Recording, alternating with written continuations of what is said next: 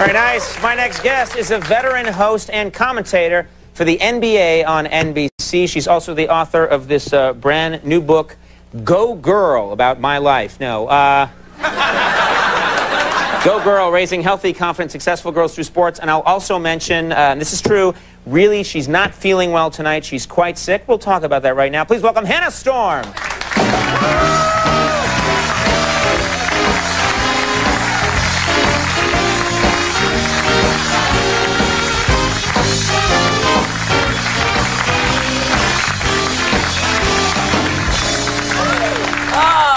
So we get the call.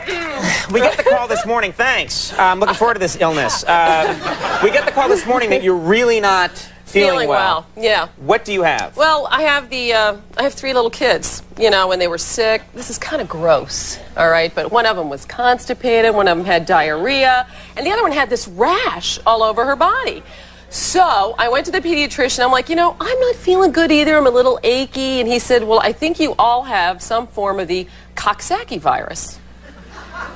Which... I don't want to get a lot of mail tomorrow, so...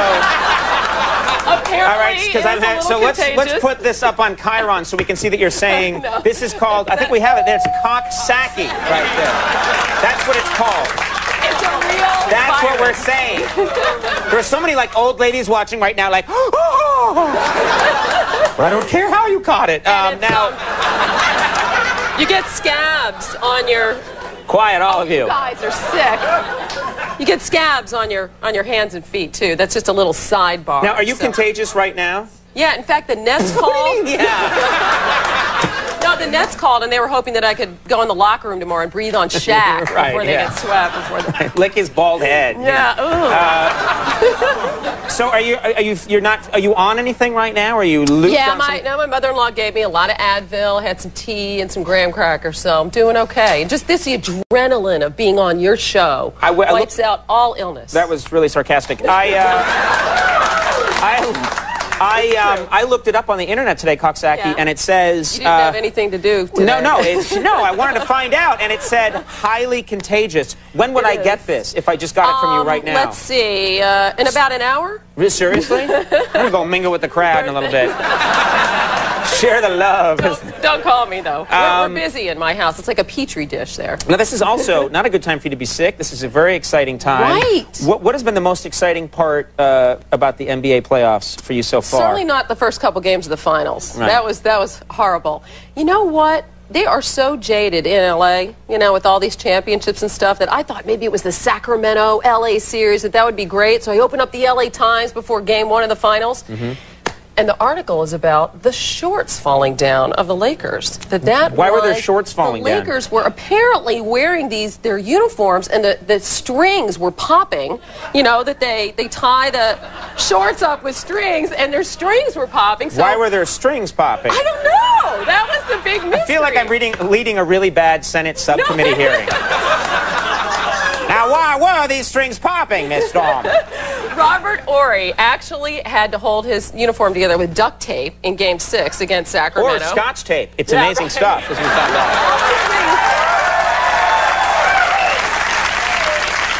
Fix a lot of injuries with Scotch tape. Shaq's arthritic toe, Scotch tape, you know.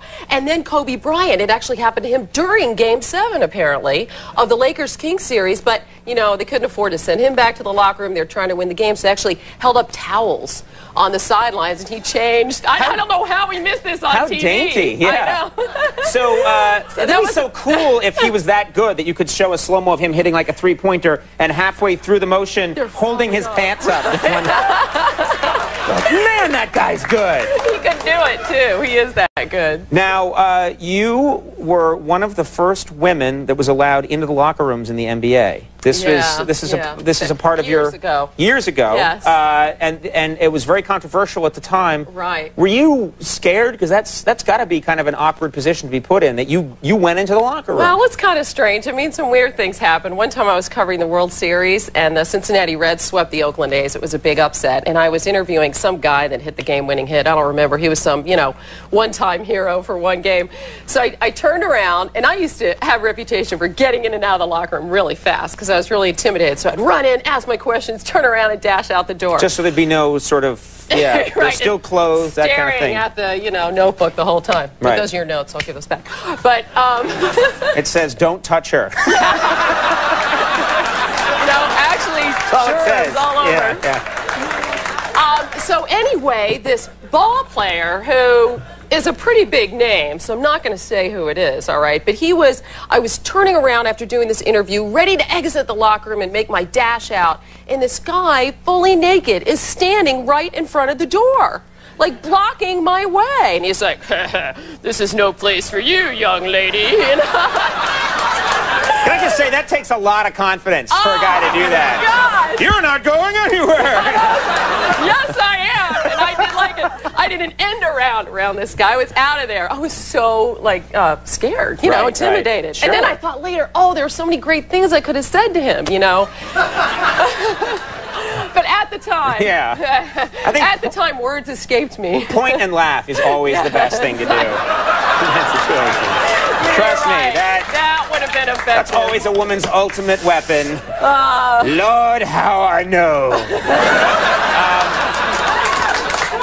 Now, NBC, of course, has lost the NBA now. I know. We gave up the NBA. I guess we're getting so cocky that we're like, we don't need it, so they gave it up. Everybody wants to watch arena football. Come on.